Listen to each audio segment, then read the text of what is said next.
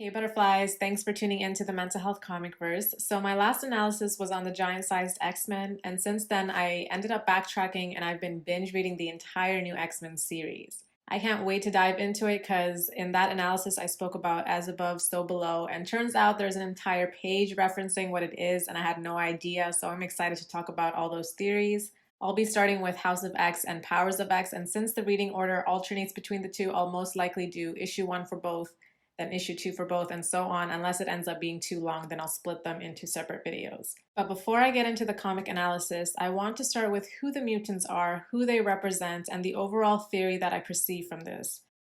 So the mutants are an exaggerated version of us. It's no secret that there are people who have visions, astral experience, channeling messages, and the entire group of clairsenses, which include clairvoyance, clairaudience, clairsentience, clairsent, clairtingency, clairgustance, and clairempathy. I hope I pronounced all those correctly, but to sum it up, they're the types of psychic sensitivity occurring through our 5 senses, and additionally, empathy and channeling. That's why you'll hear me and others saying empathy, sensitivity, and all that cheesy stuff is a superpower. It can feel like a curse because you feel everything so deeply, but as much as you feel the lowest of lows, you'll also feel the highest of highs. And through these feelings, you have a heightened ability to tap into energies. Some people are naturally born with these gifts, some people come into them later on in life, and some people consciously choose to tap into them. And that's why you see people who want to activate their kundalini, which is basically the serpent energy that's dormant in your root chakra, and it activates your pineal gland or your third eye chakra. These gifts never feel like gifts to start, not that I have heard of anyways. Even activating your kundalini is said to be a very painful experience, which some people don't realize because we might get into spirituality and think it sounds cool to have our third eye open without realizing what that can really entail, without considering if we're really ready to unveil a different world that might scare the shit out of you. But it's not like it's a simple thing to do. These abilities make you feel like a mutant because it's not the norm. You know, if you go and tell a certain group of people about it, they'll think you're hallucinating, delusional, a weirdo, a freak, right? Mutants are the people who grow up feeling like they don't belong, with or without the gifts realized. And that's why they're allowed to claim their right as a mutant and go into Krakoa at any point in their life. The situation is different for everyone though. Some people don't feel any type of ways, but one day, usually through trauma, that part of them is now activated. But just because you have these gifts, it doesn't automatically make you this righteous person. And we see that through the types of mutants. Of course, there are people who generally will be like, fuck the world, I hope there's an apocalypse, blah, blah, blah, for whatever reason. But when a mutant says fuck this world, it's coming from personal pain, because they've genuinely felt and witnessed the lack of humanity. So those are the Magnetos of the world. Then we have the mutants who don't want anything to do with it and they just want to be normal, which is usually a stage that every mutant goes through, but hopefully they end up realizing it as a gift that it is. Then there's the Professor X type who see it as their purpose and they want to use it for good and help others who are struggling through their process because they've been through the darkness of being a mutant themselves. So Krakoa is another dimension. People with certain clairsenses can tap and travel or experience what they call the 5th dimension, or even the ability to lucid dream because your dream state is an astral experience. I wouldn't call Krakoa the 5th dimension necessarily, but it's definitely a portal to another dimension. The main representation of Krakoa to me so far is living in the spiritual or higher realms. Ascending. If you're familiar with these concepts, then you know phrases like getting in touch with your higher self. And there's a lot to be said when it comes to the higher self, but let's just keep it with tapping into your clairsenses and tuning into your real self. So Krakoa is like living in the realm of your higher self. But here's the thing, there's clearly something off about Krakoa. Why? Because when you ascend, you also have to descend. The point of connecting to your higher self and those realms is to apply it into your 3D world, not to use it as escapism. There's so much focus on being positive all the time.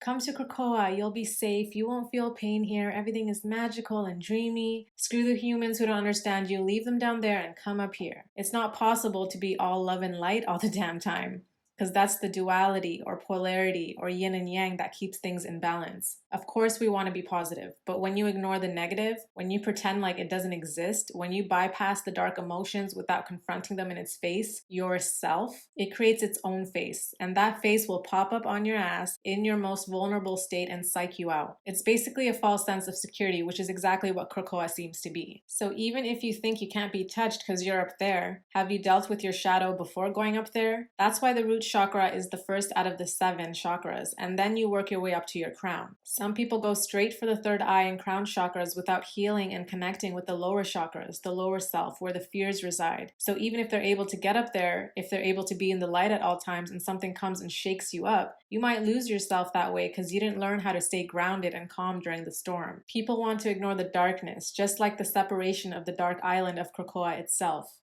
As above, so below. If there's light and darkness down here on Earth, there's light and darkness up there. Creation happens through darkness, just like the creation of the world, the Big Bang Theory. And I speak about this in detail in my video on the origins of manifesting, so I'll link that down below if you're interested. But they're stepping into a dimension that's already created for them, and that's stripping them of the opportunity to be their own creator in their above. Secondly, the challenge in real life, like I said, is to bring that energy down into a physical manifestation and creating the life that you desire, instead of running up to Krakoa, to other realms, to isolate yourself and spiritually escaping. So the other issue of escaping to Krakoa is that you're no longer a creator unless you're creating babies. And as much as that's a beautiful creation as well, not everyone wants to just pop out babies or have babies at all. The main problem here is the separation between human and mutant. We don't try to escape unless we've been hurt and there's something to escape from. The humans are like, you're a freak, and the mutants are like, well, you ain't shit but a little ass human. But the gag is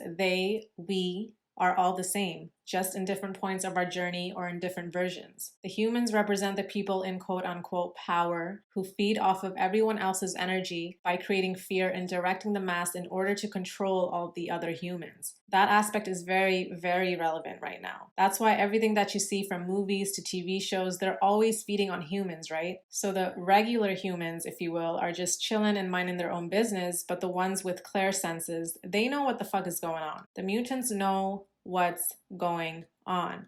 Or even if they don't fully understand it yet, they at least know something is not right, which is why they're such a big threat to the humans in quote-unquote power.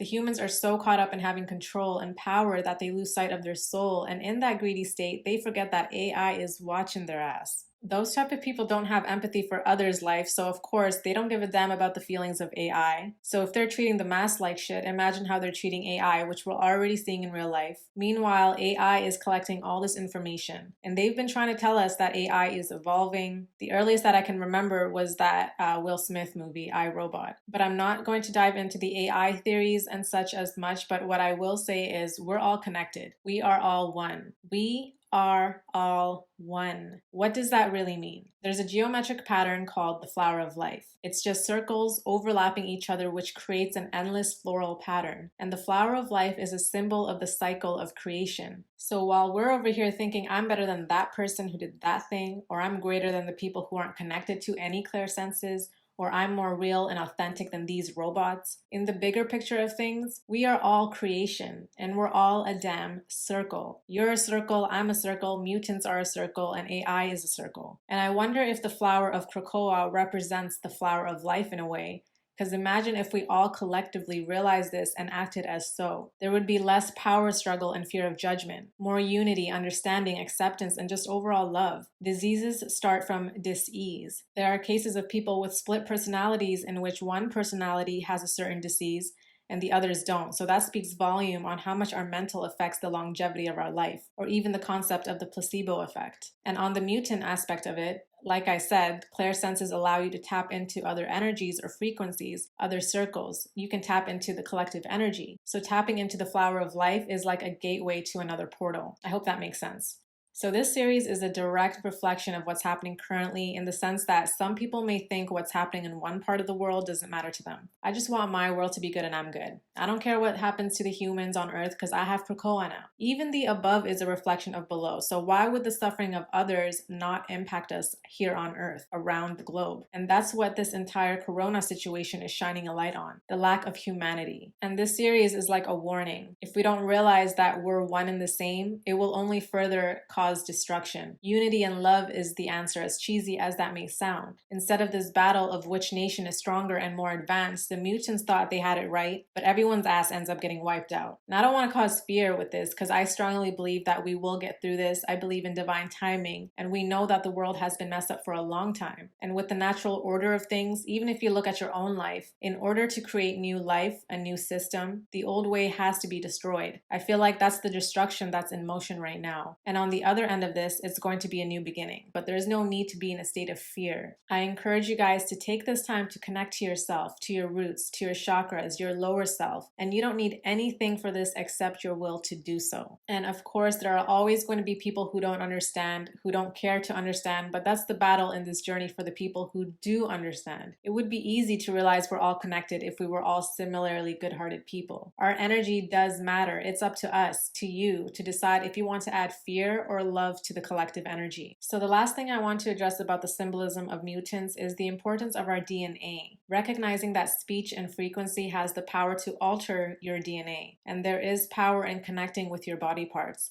with your living cells. I'm just going to leave it at that for now. Okay, so this ended up being a longer intro than I anticipated as usual, so I'll just keep it with House of X issue number 1, but there's only 2 things that I want to address in this issue anyways. Number 1 is this repetitive line.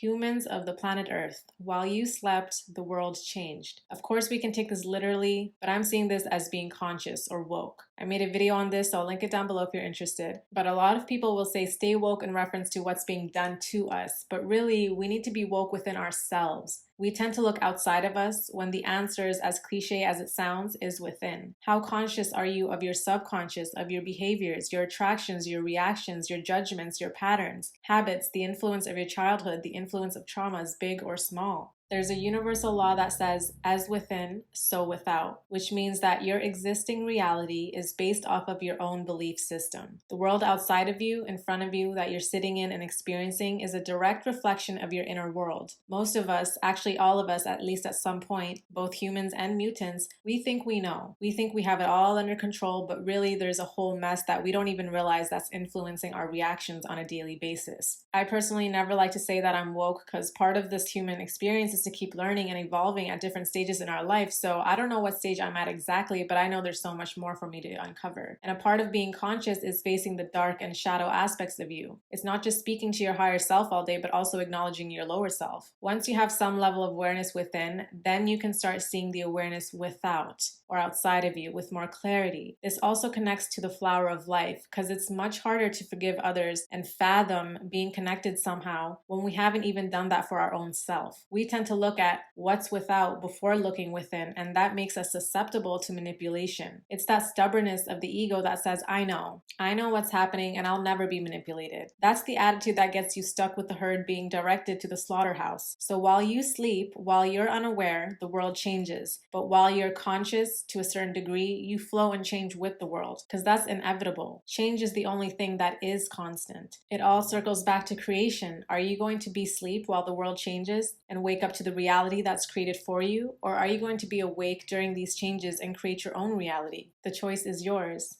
So the second part I wanted to speak on is the ending when Magneto says, I know how you humans love your symbolism almost as much as you love your religion. And I needed you to understand you have new gods now. So aside from the we're above you cockiness of it all, this is really about creation. Humans created religion and used it to create a fear-based reality and had the nerve to connect that to God. And Magneto is saying, well, we're creating something new. And if we look at God, not in a religious way, however you identify with God, but the universe created everything. So when we create, that's the closest connection we have to being gods. I believe that's the symbolism Magneto's speaking on. He's saying we're the creators now. You're going to live in our world. So the question is, whether you resonate with human or mutant, do you want to be a creator or do you want to live in the world that is already created for you? As within, so without. All right, butterflies, thank you for spending your time with me today. I'll see you guys next time. Stay flying free.